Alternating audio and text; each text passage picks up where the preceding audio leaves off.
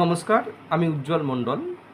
আজকে আলোচনার বিষয় গান্ধীজি কিভাবে সর্বভারতীয় রাজনীতিতে অংশগ্রহণ করেছিলেন অথবা তিনি কিভাবে সর্বভারতীয় নেতা হিসাবে নিজেকে তুলে ধরেন।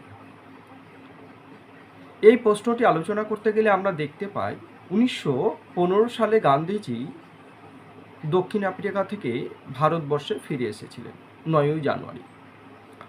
এরপর তিনি ভারতের রাজনীতিতে অংশগ্রহণ করার জন্যে তিনি তার রাজনৈতিক গুরু গোপাল কৃষ্ণ গোখলের সঙ্গে দেখা করেছিলেন। তিনি গান্ধীজিকে পরামর্শ দিয়েছিলেন যে প্রথমে সরাসরি রাজনীতিতে অংশগ্রহণ না করে ভারতবর্ষের বিভিন্ন অঞ্চল পরিদর্শন করতে এবং সেখানের মানুষদের সামাজিক আর্থিক অবস্থা, তারা কোনো সমস্যা আছে কিনা সেই সব সমস্ত বিষয় নিয়ে জ্ঞান অর্জন। গান্ধীজি ঠিক এই সময় 1915 খ্রিস্টাব্দে সবরমতী নদীর তীরে একটি আশ্রম প্রতিষ্ঠা করে তিনি তার জনকল্যাণকামী কাজ শুরু করেছিলেন। বিভিন্ন বিষয় নিয়ে মানুষকে উপার্জনের শিক্ষা এবং নৈতিক শিক্ষা, বিভিন্ন বিষয় নিয়ে তিনি তাদের সঙ্গে আলোচনা করতেন। এই সময় প্রথম বিশ্বযুদ্ধ চলছিল এবং ব্রিটিশদের উপনিবেশ ভারতবর্ষ হওয়ায় ভারতবর্ষ এই প্রথম বিশ্বযুদ্ধে যুক্ত হয়ে পড়েছে। সুতরাং গান্ধীজি মনে করতেন ব্রিটিশ সরকার ভারতের ক্ষেত্রে খুব শুভপ্রদ। এর জন্য তিনি ব্রিটিশ সরকারকে প্রথম বিশ্বযুদ্ধে নানাভাবে নিজে সহযোগিতা করেছিলেন। শুধু তাই নয়, ভারতীয় অন্যান্য মানুষদেরকেও ব্রিটিশ সরকারকে সহযোগিতার জন্য তিনি আবেদন জানিয়েছিলেন। প্রথম বিশ্বযুদ্ধের সময় এই ব্রিটিশদেরকে অক্লান্ত নানাভাবে সহযোগিতা করার জন্য ব্রিটিশ সরকার তাকে কাইজার ই হিন্দ উপাধিতে ভূষিত করেছিলেন। এরপর আমরা দেখি এই সময়ে 1917 সাল এবং 1918 সালে তিনি 3টি আঞ্চলিক বিদ্রোহে অংশগ্রহণ করেছিলেন।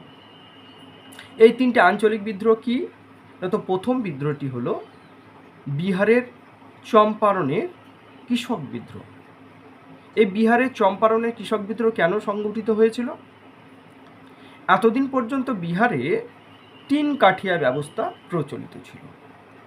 3 কাঠিয়া ব্যবস্থা কি? তো নিয়ম ছিল, বিহারে কোনো একজন ব্যক্তির 20 কাঠা জমি থাকলে সেই 20 কাঠা জমিতে মধ্যে তাকে 3 কাঠায় নীল চাষ করতে হবে। অর্থাৎ 20 কাঠায় এই 3 কাঠা জমিতে নীল চাষ করাকেই 3 কাঠিয়া ব্যবস্থা বলা হয়। তাহলে একজন ব্যক্তির যত বিঘা জমি থাকবে প্রত্যেক বিঘায় তাকে 3 কাঠা করে নীল চাষ করতে হবে। এটা সেই কৃষকের ক্ষেত্রে লাভজনক বা লস যাই হোক না কেন, প্রত্যেক কৃষককেই এই 3 কাঠিয়া ব্যবস্থা মেনে চলতে হচ্ছিল। এখন হয়েছিল কি, জার্মানরা কৃত্রিম নীল আবিষ্কার করার ফলে সেই নীল দিয়ে, সেই কৃত্রিম নীল রং দিয়ে কাপড় কালার করা শুরু হলে ইংল্যান্ডে ভারতীয়দের কৃষিজ নীলের চাহিদা কমে যেতে শুরু করে। ফলে ব্রিটিশ নীলকররা ধীরে ধীরে ভারতবর্ষের নীল চাষ বন্ধ করে দিচ্ছিলেন এবং যে সমস্ত কৃষকরা নীল চাষে যুক্ত ছিলেন তাদেরকে নীল চাষ থেকে অব্যাহতি দিচ্ছিলেন। কিন্তু চম্পারণের ক্ষেত্রে যে সমস্ত নীলকর সাহেবরা ছিলেন তারা এই কৃষকদেরকে 3 কাঠিয়া ব্যবস্থা থেকে মুক্তি দেওয়ার জন্যে মোটা অঙ্কের পণ দাবি করছিলেন এবং সেটা জোর করে আদায় করার চেষ্টা করছিলেন। ঠিক এরই প্রতিবাদে চম্পারণের কৃষকরা বিদ্রোহ ঘোষণা করে। এই সময় গান্ধীজি সেখানে উপস্থিত হন এবং সেই সঙ্গে ব্রজকিশোর, রাজেন্দ্র প্রসাদ, দেশাই প্রমুখ ব্যক্তিবর্গও গান্ধীজির সঙ্গে উপস্থিত হয়েছিলেন। গান্ধীজিকে চম্পারণের প্রবেশের নিষেধাজ্ঞা জারি করলে গান্ধীজি তা অমান্য করেন এবং সেখানে তিনি সত্যাগ্রহ শুরু করেন।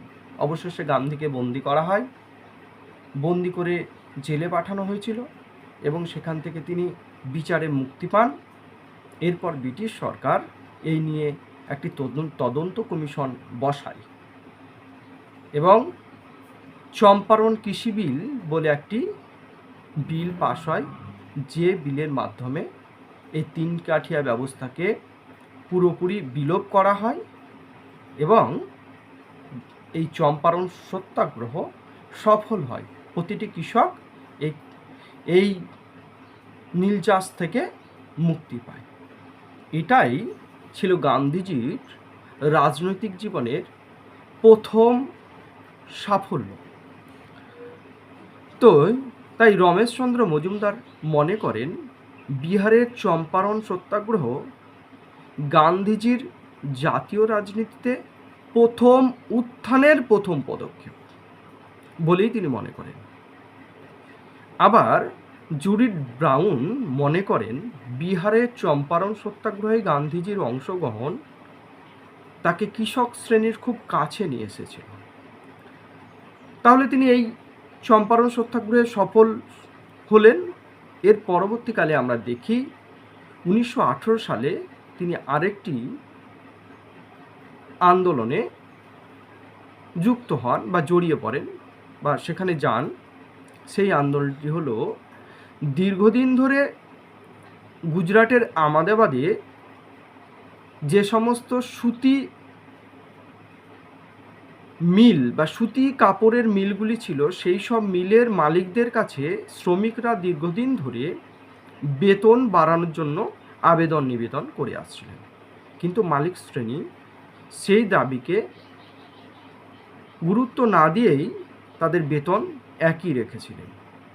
এই ঘটনা শুনে গান্ধীজি শ্রমিকদের ডাকে আহমেদাবাদে উপস্থিত হন এবং তার অনশন আন্দোলন শুরু করেন।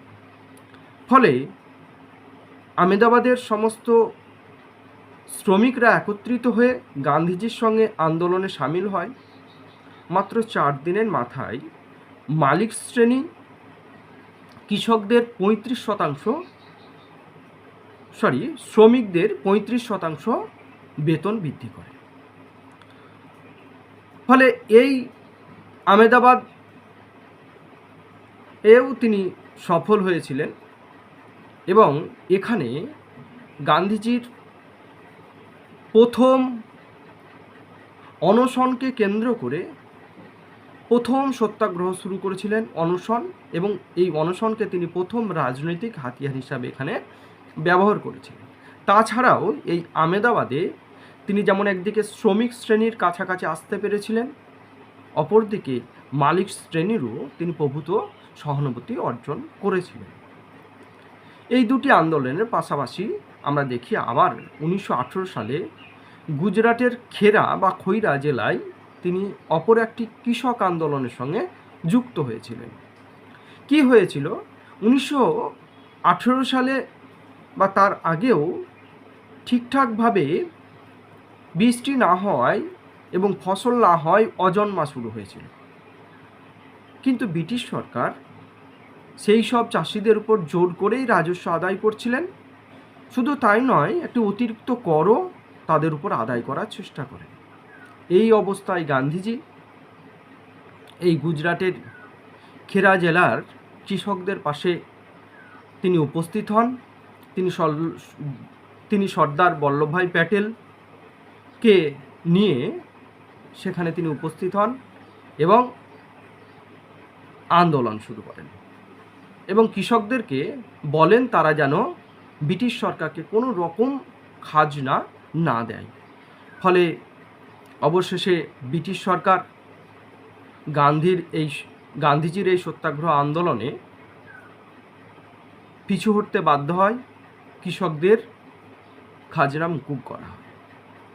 ফলে তিনি এই জাতীয় রাজনীতিতে অংশগ্রহণের পূর্বে তিনি 3টি আঞ্চলিক বিদ্রোহ, বিহারের চম্পারণ, আহমেদাবাদের শ্রমিকদের বেতন বৃদ্ধি এবং গুজরাটের খেরা জেলায় কৃষকদের রাজস্ব বন্ধ, এই 3টি আন্দোলনে তিনি সফল হলেন। এরপরে আমরা তাকে সর্বভারতীয় আন্দোলনে অংশগ্রহণ করতে দেখি। কি হয়েছিল? ব্রিটিশ সরকার 1919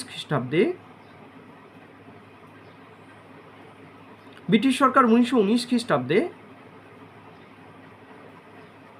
রাওলাট আইন নামে একটি আইন পাস করে।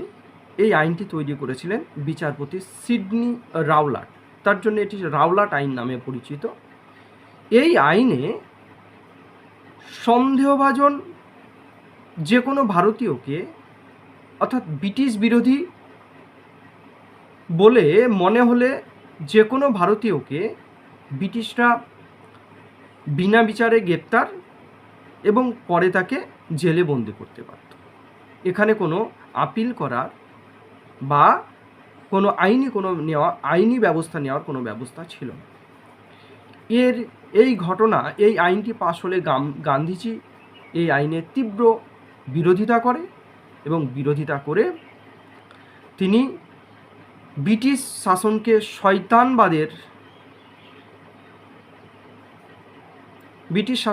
শয়তানবাদের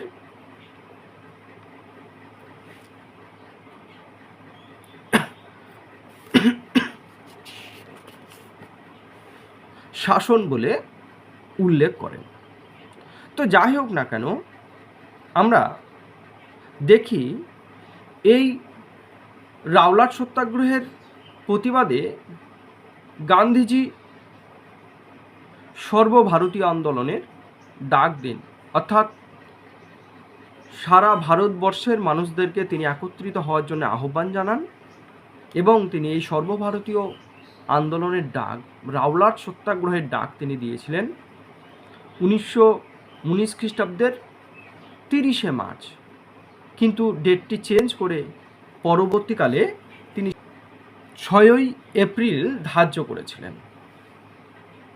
কিন্তু দেখা যায় যে বহু স্থানে সময় মতো খবর না পৌঁছানোর কারণে দিল্লি, লাহোর, মুলতান প্রভৃতি স্থানে 30শে মার্চই মানুষ রাওলাট সত্যাগ্রহ আন্দোলন শুরু করে এবং বিভিন্ন স্থানে ব্যাপক হরতাল, জমায়েত ইত্যাদি শুরু হয়। ঠিক এর প্রতিবাদে ব্রিটিশ সরকার বিভিন্ন জায়গায় গুলি চালায়, কয়েকজন মানুষ মারাও যায়। এর পরবর্তীকালে দিল্লি অশান্ত হয়ে ওঠে।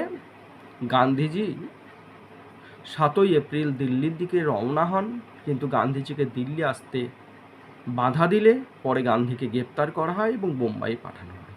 এই ঘটনা চারিদিকে ছড়িয়ে পড়লে ভারতের ধনী, দরিদ্র, শিক্ষিত, স্ত্রী, পুরুষ নির্বিশেষে সকল শ্রেণীর মানুষ সবাই গান্ধীজির জন্যে